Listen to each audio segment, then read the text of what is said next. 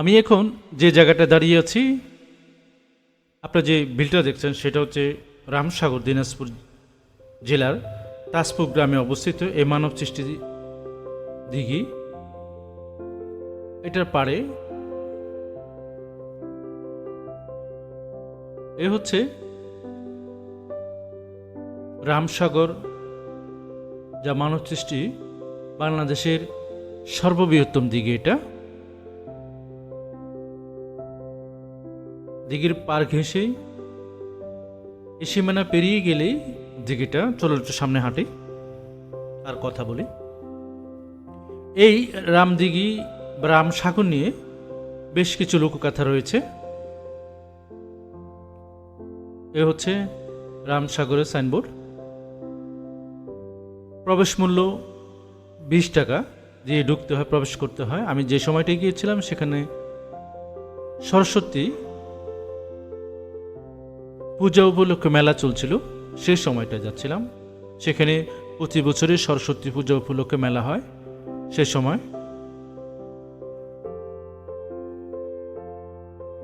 সাগরের পাড়ে গেছে, সাগরের দিকে যাচ্ছিলাম পথ হেঁটে। বাংলাদেশে যে কয়েকটা দিঘি রয়েছে মানব সৃষ্টি দিঘি, তার মধ্যে এটাও একটা। তবে বাংলাদেশ প্রত্নতাত্ত্বিক তালিকাভুক্ত স্থাপনা এই ভবনটি এবং সর্ববৃহত্তম এই দিঘিটি, যার আয়তন 4,37,442 বর্গমিটার, দৈর্ঘ্য 1037 মিটার এবং প্রস্থ 364 মিটার, গভীরতা প্রায় 10 মিটার। এই দিঘিটির দুই পাশ দিয়ে এরকম এই সড়ক রয়েছে, চারপাশ দিয়ে বেশ চলাচল করা সড়ক।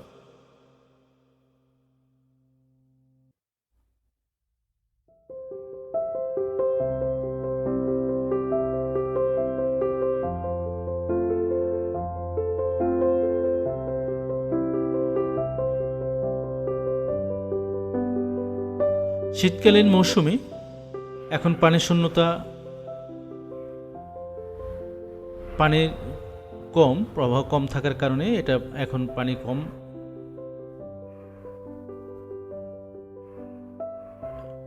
আমি যে জায়গাটা আছি এটা হচ্ছে উত্তর পাশটা। এক পাশ থেকে আরেক পাশে খালি চোখে প্রায় দেখাই যায় না।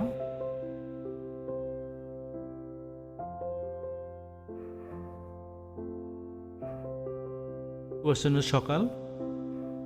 এই হচ্ছে অপর প্রান্ত, দূর দেখা যাচ্ছে, দেখছেন।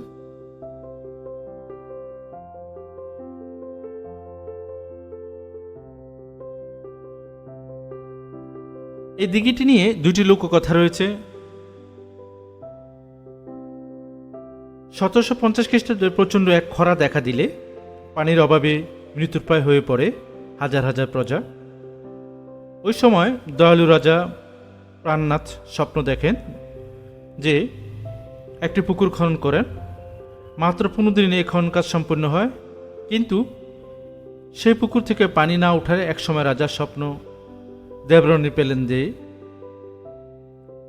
না ওঠার কারণে স্বপ্নে যে বাণী পেলেন, তার একমাত্র ছেলে রামকে দিঘির বলি দিয়ে পানি উঠতে হবে। রাজা কথা মতো দিঘির মাঝখানে একটি ছোট মন্দির নির্মাণ করেন। তারপর এক ভোরে যুবরাজ রামনাথ সাদা পোশাক পরিয়ে হাতির পিঠে করে চড়ে যাত্রা শুরু করেন সেই দিঘির দিকে। দিঘির পাড়ে পৌঁছা মাত্রই যুবরাজ রামসিঁড়ি ধরে নেমে গেলেই মন্দিরের সঙ্গে সঙ্গে দিঘিতলা থেকে অজরদের পানি উঠতে থাকে।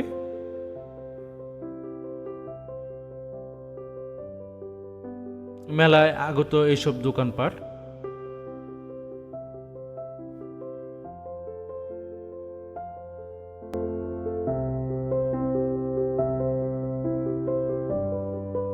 অসংখ্য দোকান রয়েছে এখানে মেলায়।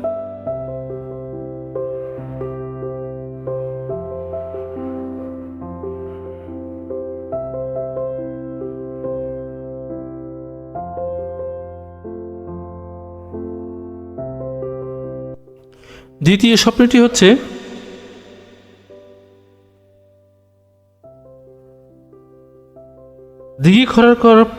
দিঘি খনন করার পর রাজা রামনাথ পানি না ওঠার স্বপ্ন দেখেন যে রাজা দিঘিতে কেউ প্রাণ বিসর্জন দিতে হবে। পরে রাম নামক এক স্থানীয় যুবকের প্রাণ বিসর্জন দিয়ে ফলে এটা রামসাগর নাম রাখা হয়। তারপর থেকে পানি উঠে।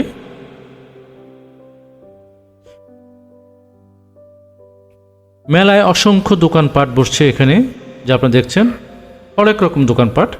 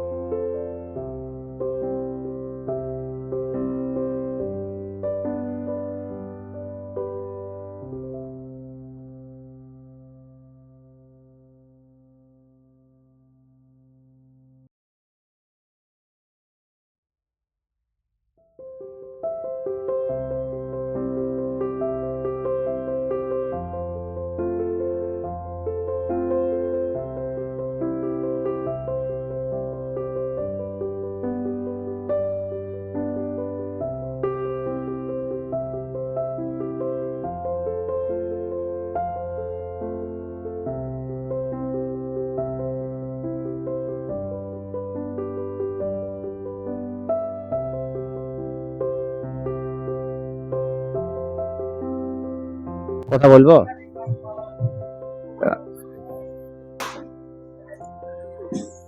আজকে 23শে জানুয়ারি 2026, আজকে সরস্বতী পূজা উপলক্ষে ভক্তবৃন্দরা এখানে সমবেত হন।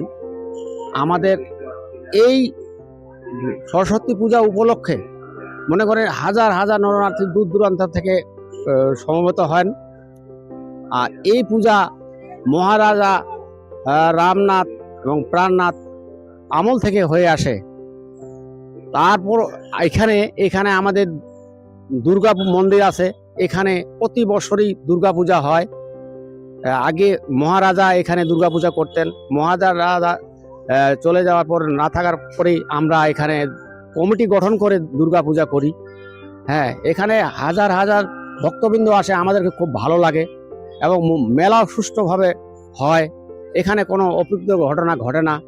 হ্যাঁ, আমাদের এখানে বন বিভাগের মধ্যে সবাই সহযোগিতা, বন বিভাগ, ফরেস্ট, বন বিভাগ এবং প্রশাসন সবাই মিলে আমাদের সহযোগিতা করেন।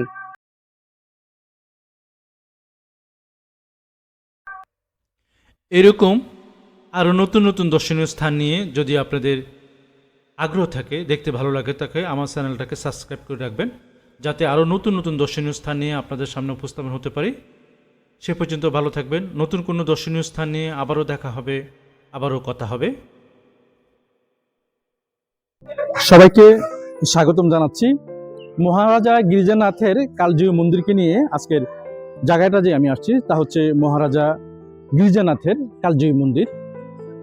কালজয়ী মন্দিরকে নিয়ে আজকে যে বিষয়টা থাকছে তা মহারাজা কালজয়ী মন্দিরকে নিয়ে চলুন দেখাই এবং আলোচনা করি।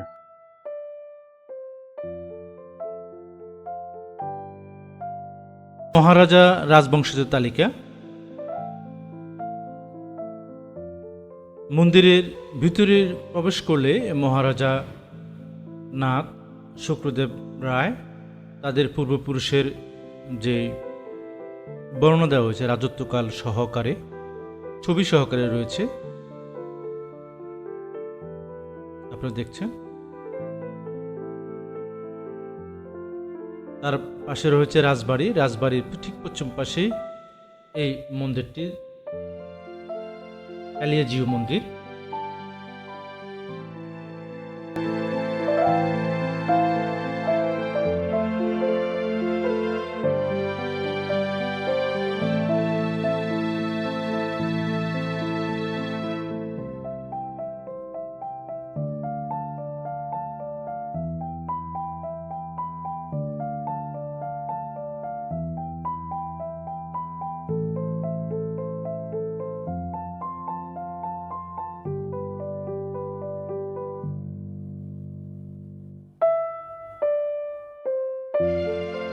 এ হচ্ছে মন্দিরের যে প্রধান সড়ক, প্রধান গেট, সে হচ্ছে এই গেট দিয়ে আমরা প্রবেশ করব।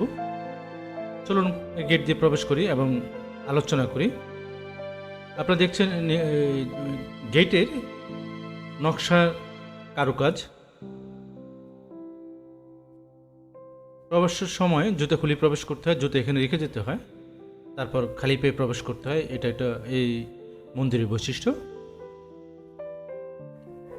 এবং মন্দিরের গেটে যে নকশা দেখছেন আপনারা, কারুকাজপূর্ণ নকশা রয়েছে।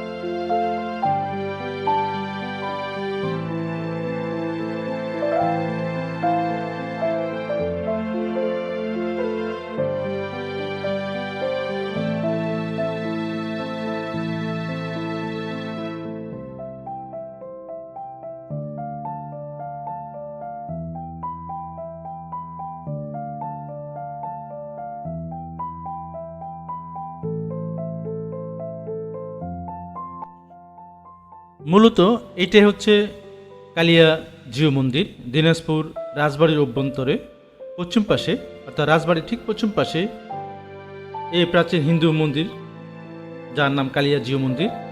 ভগবান শ্রীকৃষ্ণ কালিয়া উৎসর্গ করে 1700 শতাব্দী নির্মাণ করেন মহারাজা প্রাণনাথ ও তার পুষ্যপুত্র রামনাথ এটা নির্মাণ করেন।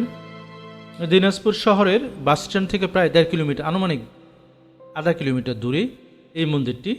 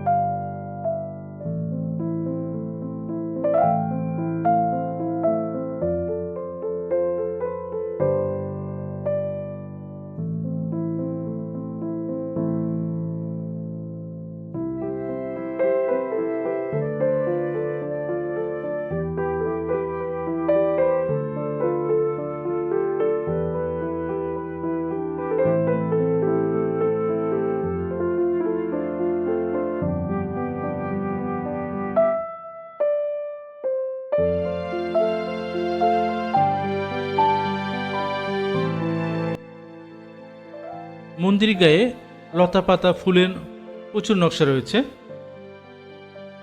আপনারা দেখছেন।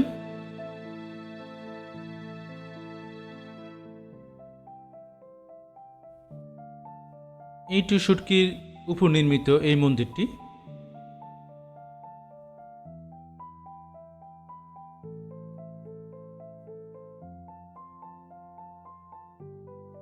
একটি কথা প্রচলিত রয়েছে, বিশেষ করে ময়ূরপঙ্খী নৌকায় যদি কোনো অস্তিত্ব নেই, একসময় ময়ূরপঙ্খী নৌকা করে এই মন্দিরে আসতেন জন্মাষ্টমীর 2 দিন আগে।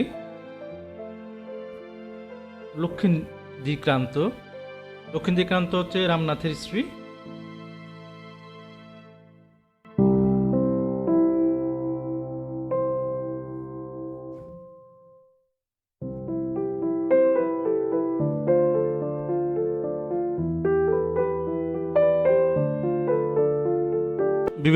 নতুন বিভিন্ন দর্শনীয় স্থান নিয়ে যদি আপনি দেখতে এবং জানতে আগ্রহী থাকেন, তাহলে আমার চ্যানেলটাকে যদি ইউটিউব চ্যানেলে দেখে থাকেন তাহলে সাবস্ক্রাইব করে রাখবেন, আর যদি ফেসবুকে দেখে থাকেন তো ফলো দিয়ে রাখবেন, যাতে এরকম আরও নতুন ভিডিও আপনি দেখতে পারেন।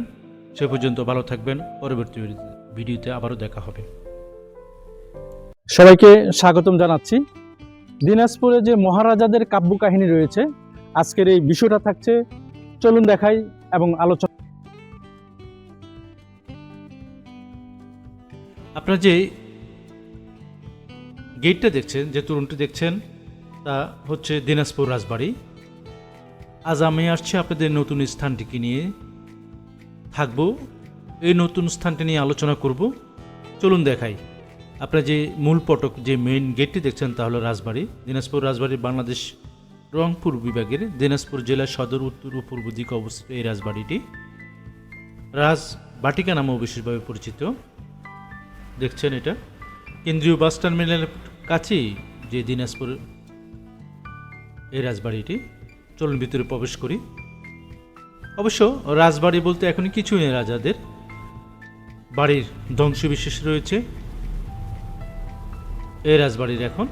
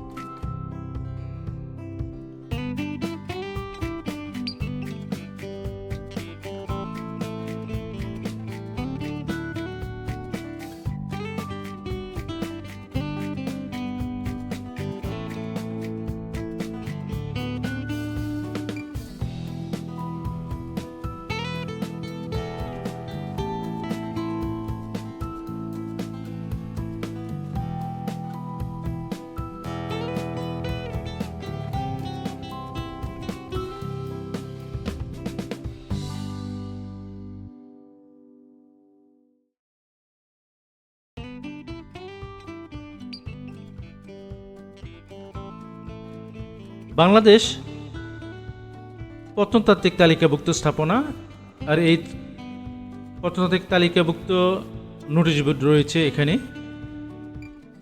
এর রাজবাড়ির সম্পর্কে এবং নির্দেশনা দেওয়া রয়েছে। যদিও রাজবাড়ির এখন ধ্বংসবিশেষ রয়েছে, দেখছেন আপনারা পুরোটা ধ্বংসবিশেষ। দিনাজপুর রাজবাড়ি ও রাজ্য রাজা ধীরাজ শেষ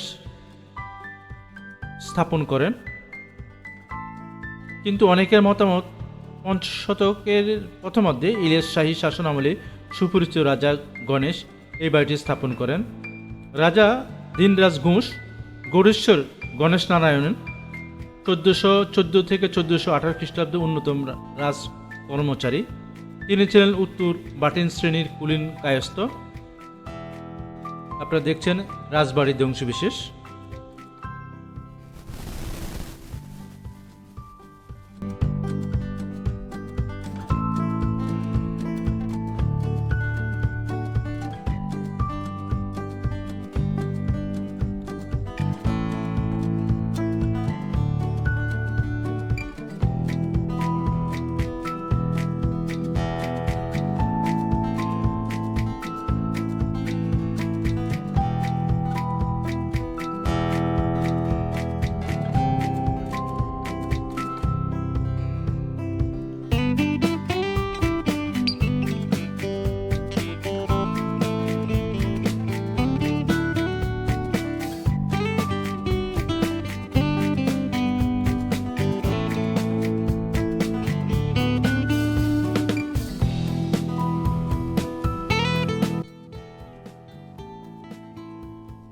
রাজা দিনরাজের নাম থেকেই রাজ্যের নাম হয় দিনাজপুর, যা বারেন্দ্রবঙ্গী উপভাষায় পরবর্তীতে হয় দিনাজপুর। গৌড় সংলগ্ন সনাতনী রাজ্য দিনাজপুর পাঠান, মোগল ও নবাবদের বহু যুদ্ধ পরাস্ত করে চিরকাল এসেছেন। সপ্তদশ শতাব্দীর শেষের দিকে শ্রীমন্ত দত্ত চৌধুরী দিনাজপুর জমিদারি পান, কিন্তু শ্রীমন্ত দত্ত চৌধুরী ছিলেন অকালে মৃত্যু হওয়ার তার ভাগ্নি সুখদেব ঘোষ এই সম্পত্তির উত্তরাধিকার হয়।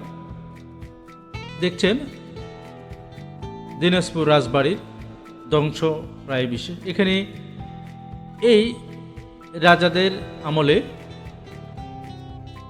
দিনাজপুর যুদ্ধ, যা 1722 খ্রিস্টাব্দে বঙ্গীয় আক্রমণ প্রতিরোধ রাজা রামনাথের অধীনে 1722 থেকে 1760 খ্রিস্টাব্দ রাজা রামনাথ রাজত্ব করেছিলেন। আপনারা দেখছেন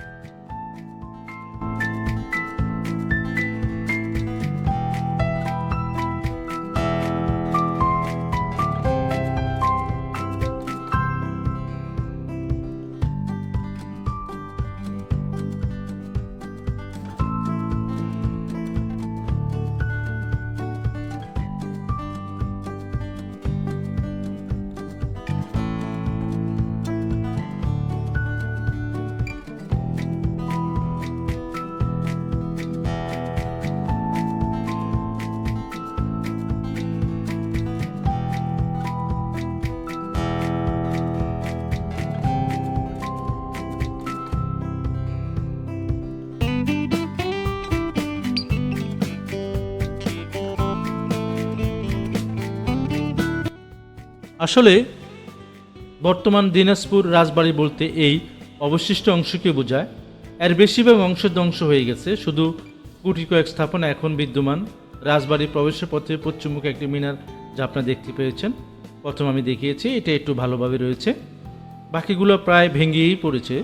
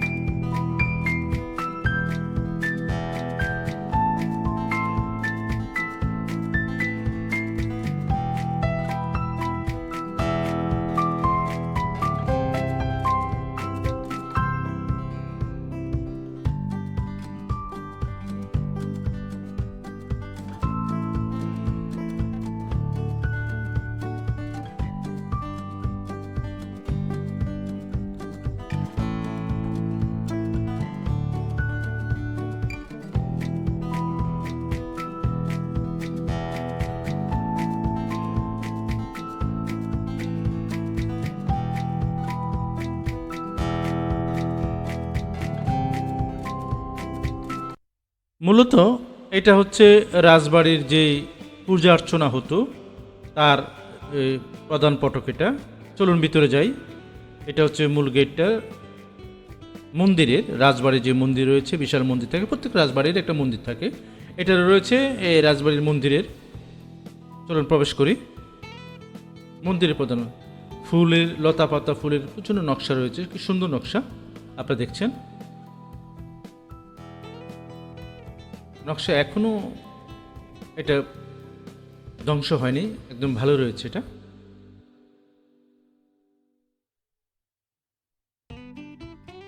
এটা হচ্ছে মন্দিরে যাওয়ার যে প্রধান মন্দির রয়েছে, এখানে আরেকটা মন্দির রয়েছে, যা আমার একটা ভিডিও রয়েছে, কালজিউ মন্দির, আপনারা ওটাও দেখতে পারেন। এ হচ্ছে মন্দিরের সামনের অংশ। মন্দিরের চারপাশে ভক্তদের জন্য ছোট ছোট ঘর আকারে রয়েছে। এইটা হচ্ছে রাজমন্দির, আপনারা দেখছেন এখনও অক্ষত অবস্থায় রয়েছে, খুব সুন্দরভাবে রয়েছে এই মন্দিরটি এখনও। বাকিগুলো প্রায় ধ্বংসবিশেষে রয়েছে, কিন্তু মন্দিরের অংশটুকু ভালো রয়েছে এখনও।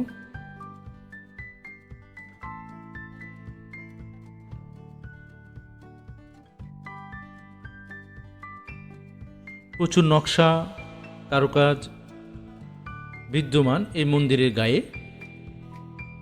নকশার প্রচুর বিদ্যমান রয়েছে।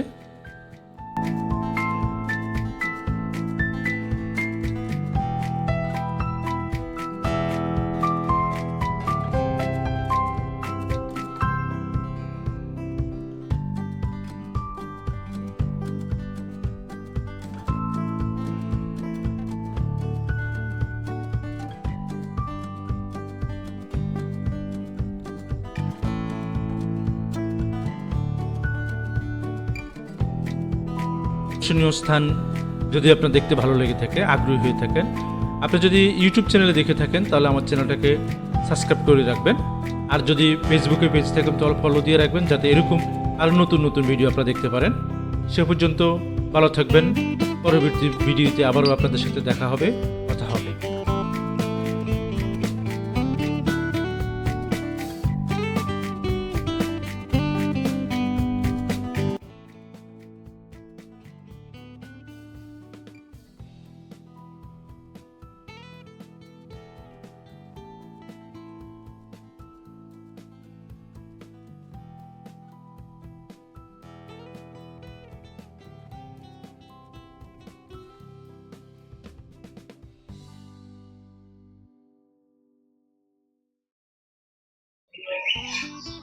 দিনাজপুর জেলা কাহারোলে কান্তজির মন্দির। আজকে যে দর্শনীয় স্থানটা আমি আসছি, বাংলাদেশ প্রত্নতাত্ত্বিক তালিকাভুক্ত স্থাপনা। আজকে যে ভিডিওটা থাকছে তা আমার পিছনে দেখছেন, তা হলো কান্তজির মন্দির। আজকে তা নিয়ে আলোচনা করবো এবং দেখবো, চলুন দেখাই এবং আলোচনা করি। এ হচ্ছে কান্তজির মন্দিরের যে সামনে যে ফটক থাকে, প্রধান যে গেটে, তার সামনেই কান্তজিউ মন্দিরের বাংলাদেশ সংস্কৃতি মন্ত্রণালয়ের অধীনে নোটিশ বোর্ড টাঙানো রয়েছে। আর ভিতরে রয়েছে বাংলাদেশ প্রত্নতাত্ত্বিক তালিকাভুক্ত স্থাপনাগুলোর মধ্যে যেরকম নোটিশ বোর্ড থাকে সেরকম একটা নোটিশ বোর্ড রয়েছে। এইটা হচ্ছে বাংলাদেশ প্রত্নতাত্ত্বিক তালিকা, এটা ভিতরে অনেকটা। কান্তজিউ মন্দির কান্তিজির মন্দির বা কান্তনগর মন্দির নামেও পরিচিত। বাংলাদেশের দিনাজপুর জেলায় অবস্থিত একটি মধ্যযুগীয় হিন্দু মন্দির। মহারাজা প্রাণনাথ রায় মন্দিরটি শ্রীকৃষ্ণ ও তার স্ত্রী রক্সিরীকে উৎসর্গ করে নির্মাণ করেন। এটা নির্মাণ করেন 1704 খ্রিস্টাব্দে শুরু করে 1752 খ্রিস্টাব্দে তার পুত্র রাজা রামনাথ রায়ের রাজত্বকালে শেষ হয়। মন্দিরটি নবরত্ন বা 9 শিখর ছিল, কিন্তু 1897 সালে সংঘটিত একটি ভূমিকম্পে সবগুলো ধ্বংস হয়ে পড়ে যায়। এই মন্দিরটি বাংলাদেশের সর্ববৃহত্তম টেরাকোটা নির্মিত। দেখছেন আপনারা গায়ে, মন্দিরটির গায়ে প্রায় পৌরাণিক কাহিনীর পোড়ামাটির অলঙ্কারের দেওয়ালের গায়ে ফুটিয়ে তুলেছেন এই মন্দিরটির। এটাই হলো এই মন্দিরটির মূল আকর্ষণ।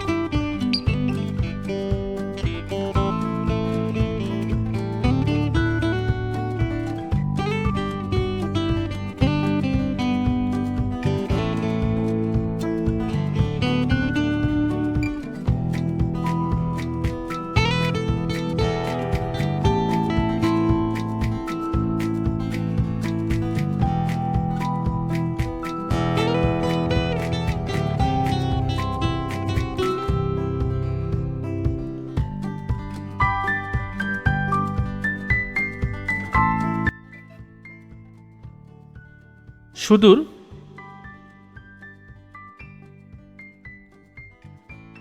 পারস্য থেকে নির্মাণ শিল্পীদের আনা হয়েছিল এই মন্দির নির্মাণের সৌন্দর্য বর্ধনের জন্য। মন্দিরের দক্ষিণ দিকে নয়াবাদ নামক গ্রামে রাজা প্রাণনাথ নির্মাণ শিল্পী এবং শ্রমিকদের বসবাসের জন্য জমি দান করেছিলেন। এই শ্রমিকদের নামের মাত্র কয়েকজনই ছিল হিন্দু মুসলিম। তারা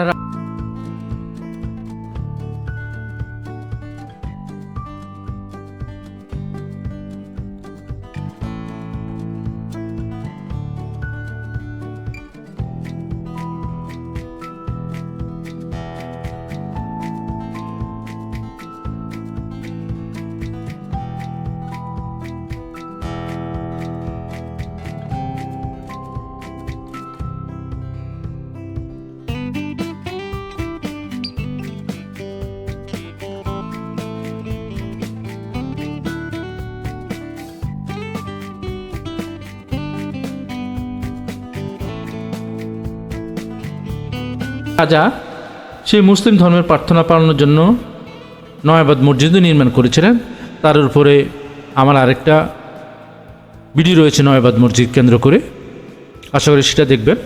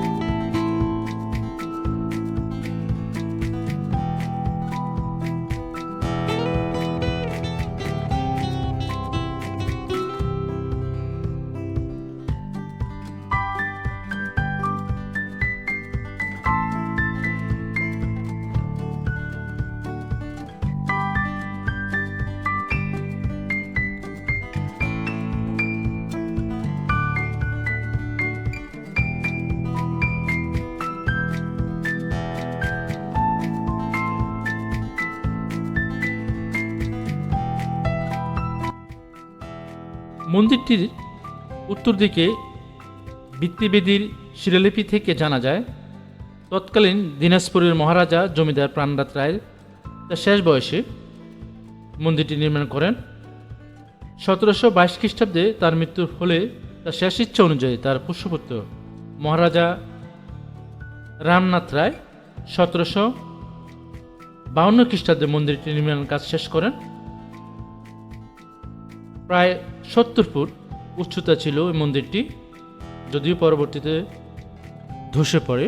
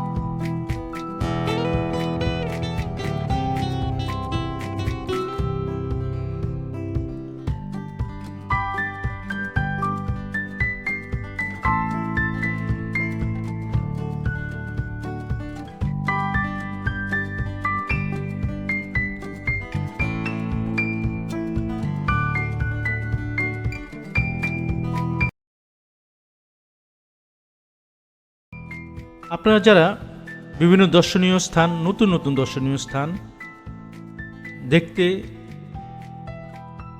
ভালোবাসেন এবং ভালো লাগে, আমাদের চ্যানেলটাকে সাবস্ক্রাইব করে রাখতে পারেন, যাতে পরবর্তীতে এরকম আরও ভিডিও আসলে নতুন নতুন স্থান নিয়ে নতুন নতুন দর্শনীয় স্থান আপনারা দেখতে পারেন।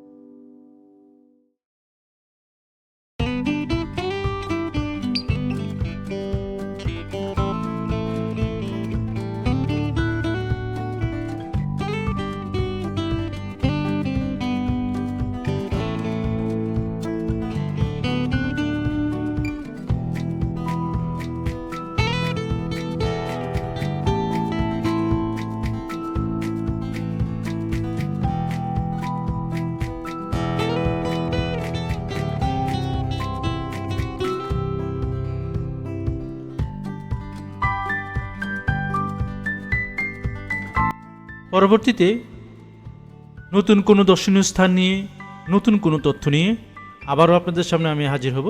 সে পর্যন্ত ভালো থাকবেন, দেখা হবে পরবর্তী ভিডিওতে। স্বাগতম জানাচ্ছি। আমার পিছনে যে মন্দিরটা দেখছেন আপনার পাশে, এটা হচ্ছে পুরাতন মন্দির। দিনাজপুরে কাহারোলে এই মন্দিরটি বাংলাদেশ প্রত্নতাত্ত্বিক তালিকাভুক্ত স্থাপনাগুলোর মধ্যে এটা একটা। আজকের আমি আসছি এখন এই কাহারোলের এই পুরাতন মন্দিরে। যে দর্শনীয় স্থানটা রয়েছে এটা অনেকটা এই বিহারগুলো, আগে যে বিহারগুলো ছিল ওই বিহারটার মতো, চারপাশে পাটাতলের মতো, মাঝখানে এই মন্দিরটা রয়েছে। আপনারা দেখবেন অনেকটা পাটাতলের উপরের মন্দিরটা আমি দেখাচ্ছি আপনাদেরকে। চলুন দেখাই এবং আলোচনা করি এই মন্দির সম্পর্ক নিয়ে। এ হচ্ছে দূর থেকে নেওয়া এই কাহারোল প্রাচীন, মূলত এটা শিব মন্দির। এ হচ্ছে প্রবেশ করার পথ। সংস্কারের পরে খুবই সুন্দর রাস্তা করা হয়েছে প্রবেশদ্বারের জন্য। এটা হলো তো মূলত হচ্ছে প্রবেশদ্বারের প্রধান যে পথটা, সেটা হচ্ছে। চলুন আমরা সামনে আগাই এবং বিস্তারিত আলোচনা করব।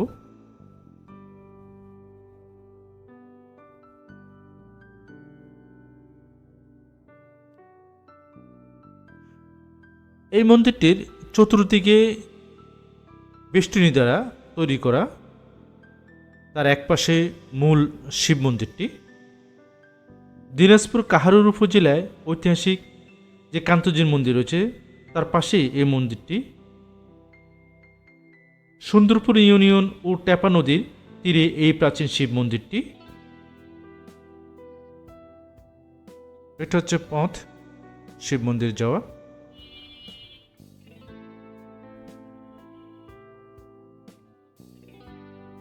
দিনাজপুর শহর থেকে প্রায় 20 কিলোমিটার উত্তরে, কাহারোল উপজেলা সদর থেকে 7 কিলোমিটারে এই মন্দিরটির হচ্ছে ভিতরের অংশ। এখন ভিতরের প্রবেশের মূল জায়গাটা বন্ধ করে দেওয়া হয়েছে। মূলত এটা কান্তজির মন্দিরের সমসাময়িক বা তার কিছুটা আগে সময় হয়তো নির্মাণ করা হয়েছে এই মসজিদটি।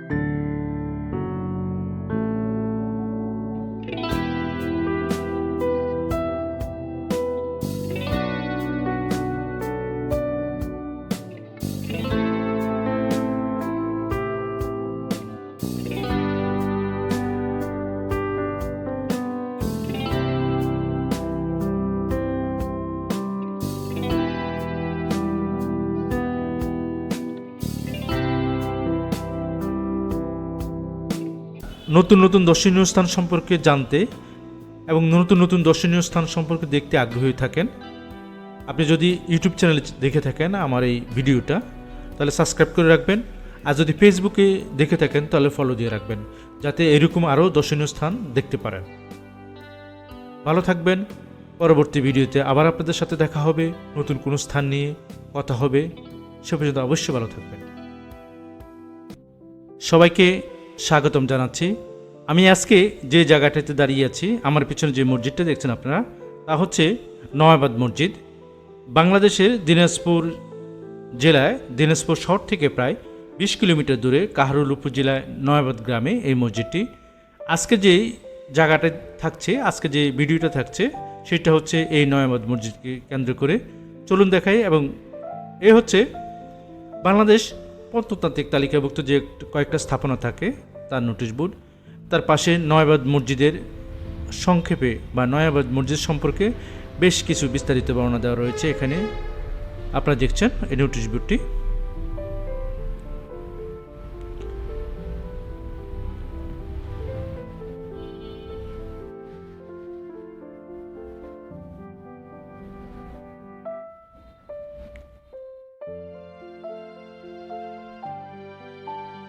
মসজিদটির পাশে একটা কবরস্থান রয়েছে। অনুমান করা যায় এই মসজিদটির সম্পর্কে যতটুকু জানা যায়, বা এই কবর সম্পর্কে তেমন বিশেষ উল্লেখ কিছু তথ্য নাই এখানে। অনুমান করা যায় বা জানা যায় যে এই মসজিদটি হচ্ছে নির্মাণ কোনো শ্রমিকের কবর হতে পারে। পাশে তার দান বক্স রয়েছে মসজিদটি।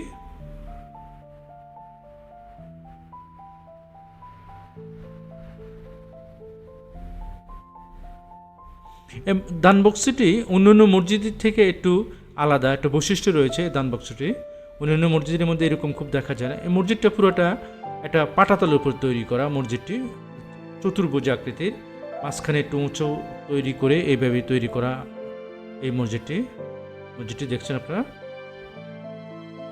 মসজিদটির মোট 4টি গম্বুজ রয়েছে। এটা বাংলাদেশ তালিকাভুক্ত স্থাপনা। ইট, টেরাকোটা, এখানে কিছুটা টাইলসের ব্যবহার করা হয়েছে এই মসজিদটির।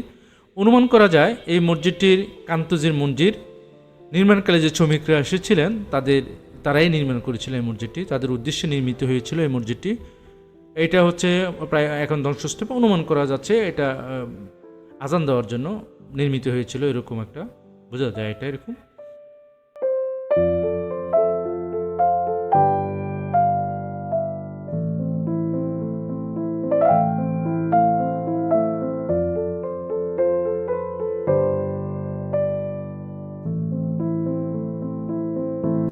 মসজিদটির এই দেখছেন আপনার প্রবেশদ্বারটা। আমরা এখন মসজিদের ভিতরে ঢুকছি। এটা বারান্দাটা মসজিদের। প্রবেশদ্বারের মধ্যে স্থপিত ফলক রয়েছে, যা জানা যায় সম্রাট দ্বিতীয় শাহ আলমের রাজত্বকালে জ্যৈষ্ঠ মাসের 2 তারিখে 1200 শতাব্দী, ইংরেজিতে প্রায় 1793 সালে নির্মিত করা হয়। সে সময় জমিদার ছিলেন রাজা বৈদ্যনাথ, যিনি ছিলেন দিনাজপুর রাজ পরিবারের সর্বশেষ বংশধর। ফুল ও নকশা, টেরাকোটা নকশা আঁকা রয়েছে মসজিদটির গায়ে, আপনারা দেখছেন।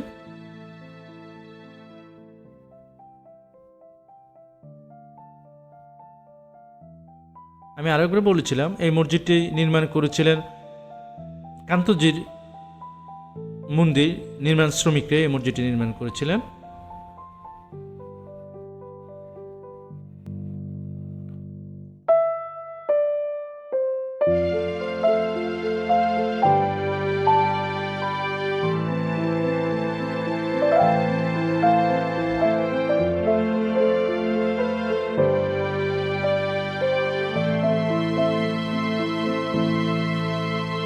এই মসজিদটির পশ্চিম পাশের দেওয়ালে মোট 3টি মেম্বার রয়েছে, যেগুলো মসজিদটির 3টি প্রবেশদ্বার দরজা বরাবর তৈরি করা হয়েছে। মাঝের মেম্বারটির আকার বড় এবং অপর 2টি মেম্বার একটু আকারে ছোট। মসজিদ তৈরির সময় যে সকল টেরাকোটা বা পোড়ামাটির কারুকার্য ব্যবহার করা হয়েছিল তার অধিকাংশ এখন নেই।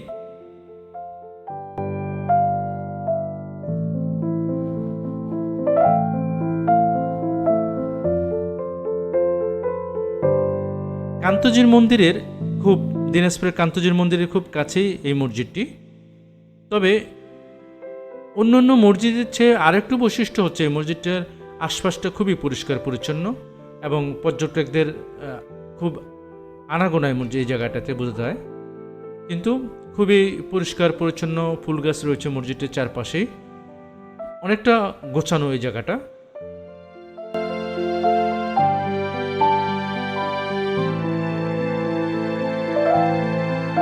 এই দেখেন এখানে তার মসজিদটির সম্পর্কে বর্ণনা দেওয়া রয়েছে। এই মসজিদটির, যা আমি আগে বলেছিলাম, মূল ফটকে রয়েছে। এটা মূল ফটকটার উপরে অংশটুকু।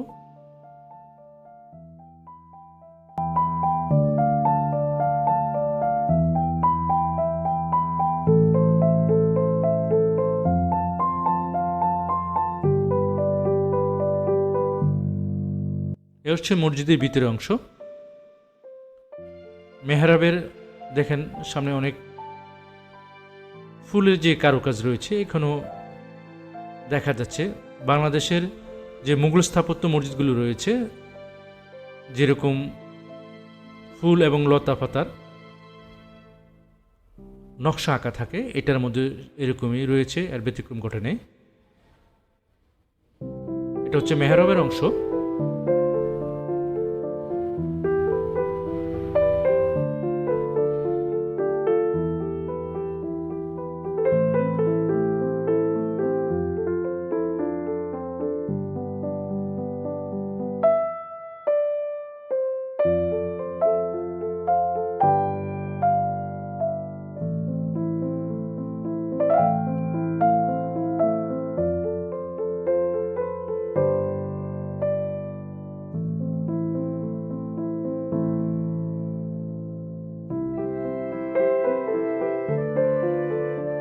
পরবর্তী সময়ে অন্য কোনো স্থান নিয়ে, অন্য কোনো ভিডিও নিয়ে আবার আপনাদের সামনে উপস্থাপন হব। সে পর্যন্ত আপনারা ভালো থাকবেন।